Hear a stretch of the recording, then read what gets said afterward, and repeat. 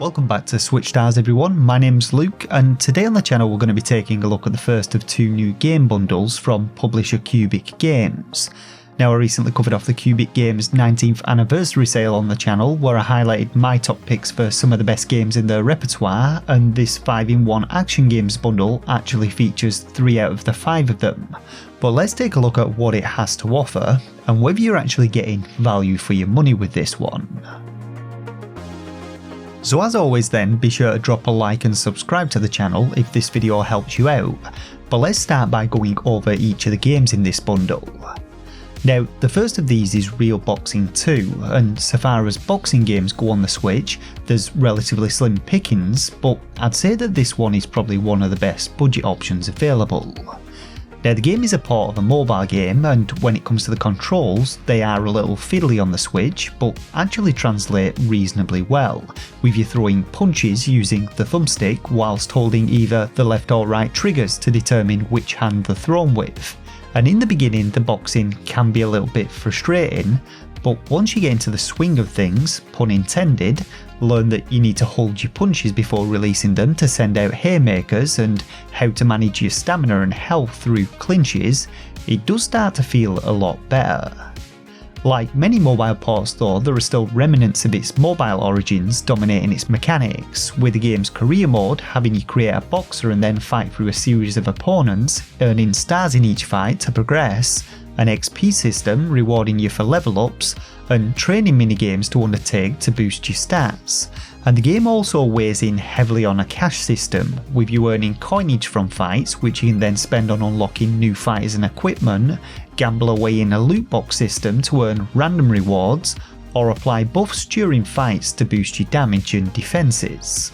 All in all, it's not the best boxing game on the market, but if you're looking for a budget boxer to fill your time with, you could definitely do much worse. Now the next game in this bundle is Akane, and one that I've praised several times before on the channel for its fast-paced, challenging gameplay and one more try addictiveness.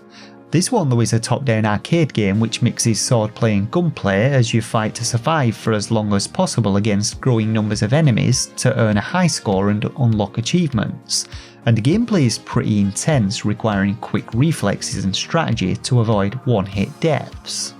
Overall though, it has a good amount of depth to its mechanics, offering up a variety of unlockable weapons and equipment which give you different perks and bonuses, and which add plenty of progression and replayability, and the visuals are definitely a high point, featuring some awesome cyberpunk aesthetics with a high tempo soundtrack matching the tone of the game perfectly.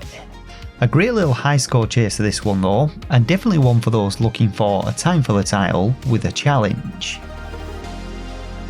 Now the third game in this bundle is definitely more of a party game, as Akuto Showdown has up to 4 players battling it out in a variety of arenas, each with their own unique hazards to avoid and utilise to your advantage. This one though is your classic multiplayer deathmatch format where the last man standing takes the win, and by default your weapon is of course your deadly samurai sword, which at close range can eliminate opponents in just one swipe, but throughout its arenas you'll also find a wide assortment of weapons and items for you to utilise, from pistols and machine guns to grenades, shields and even spades.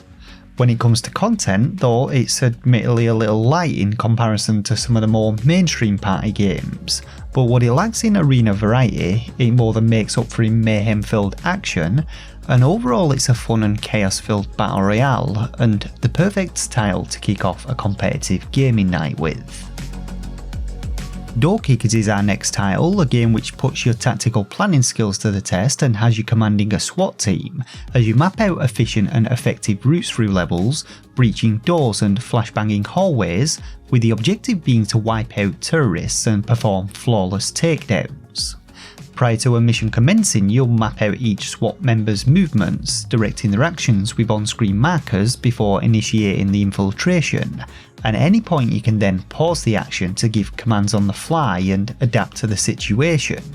But it's all about replaying those missions and perfecting your strategy as you aim to achieve maximum stars on each of them and unlock new characters and upgrades. Admittedly, this one does have a bit of a grind to it, with its unlocks being somewhat expensive and requiring to master each of its levels through brute force repeated playthroughs. But in addition to its campaign mode, the game also features a mission generator offering near unlimited amounts of replayability, and all in all it's a satisfying little strategy game and well worth a play.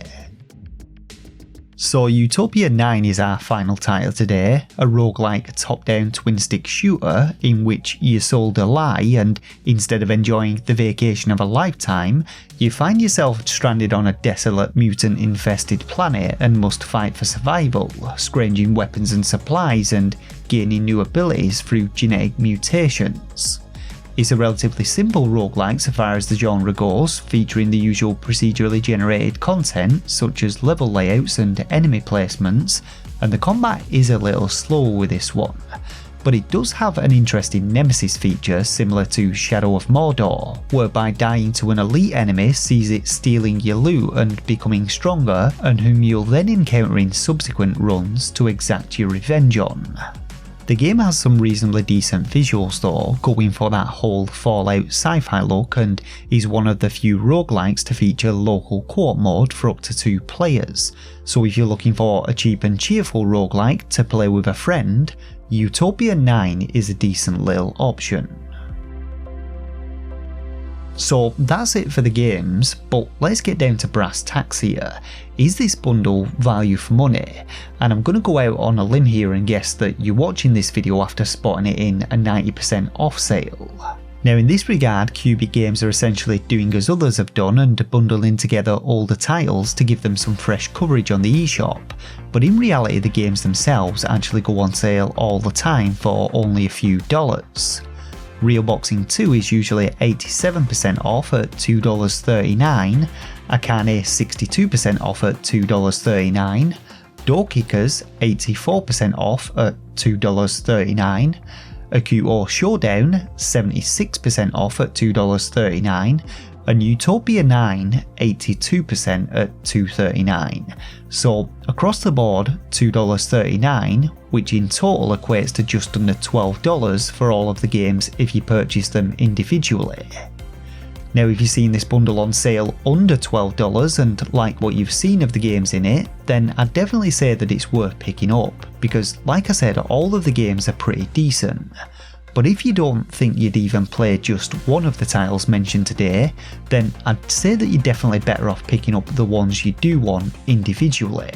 And it's worth noting that Qubic games often have combo sales on, like their anniversary sale, where if you own specific titles you can pick up these ones even cheaper. So this is just something to bear in mind before you go jumping on a good deal that could have been even better.